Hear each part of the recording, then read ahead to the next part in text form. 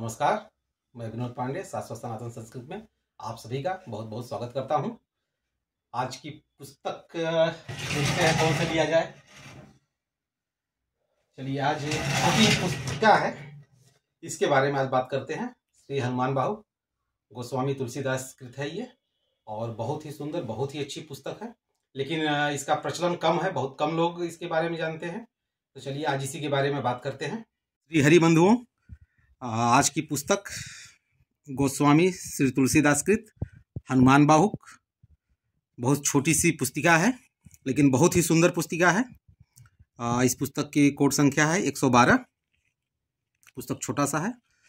पुस्तक ये संवत 2077 102 पूर्ण मुद्रण था। उस समय कुल 20,000 पूर्ण मुद्रण हुआ था, और इसका कुल मुद्रण 27,45,250, जैसा कि आप देख पा रहे हैं 27 लाख के आसपास, 27.5 लाख के आसपास ये छप चुका है।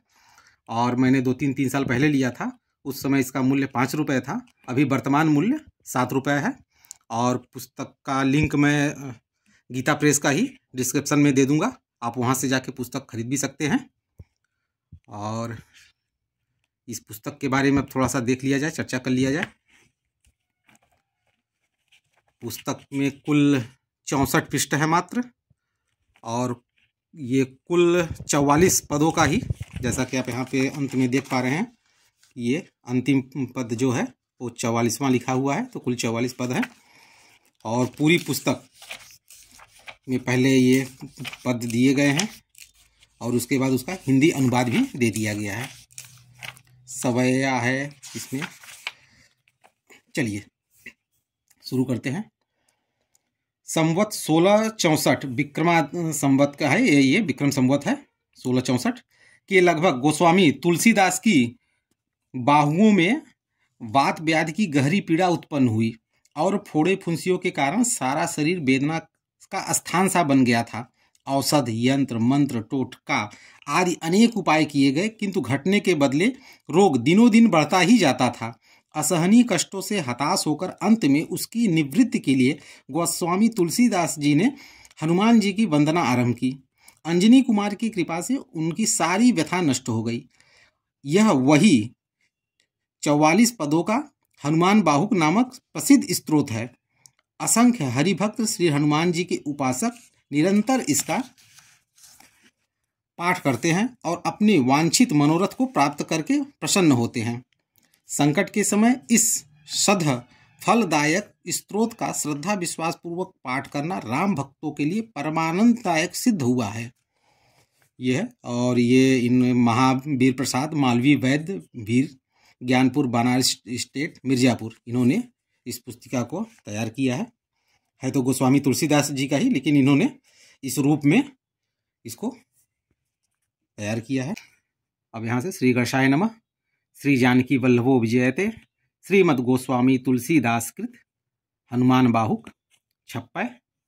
यहाँ से ये शुरू होता है, उसका भावार्थ है। फिर दूसरा 56 दोहा जो है वो है। फिर यहाँ झूलना, घनाक्षरी, इस तरह से करके दिया हुआ है। और पुस्तक बहुत ही सुंदर है, बहुत ही अच्छी। कष्ट में किसी भी प्रकार की बात व्याधि, किसी प्रकार के रोग हो, उसमें यह पुस्तक बहुत ही सटीक काम करता है। आपका कोई रोग जो कि असह हो गया है और दवा आप खाते रहिए, लेकिन साथ में इसका भी अगर आप नित्य पाठ करना शुरू कर दें तो ये रामबाण की तरह काम करता है। मतलब इसका उपाय खाली नहीं जाता है।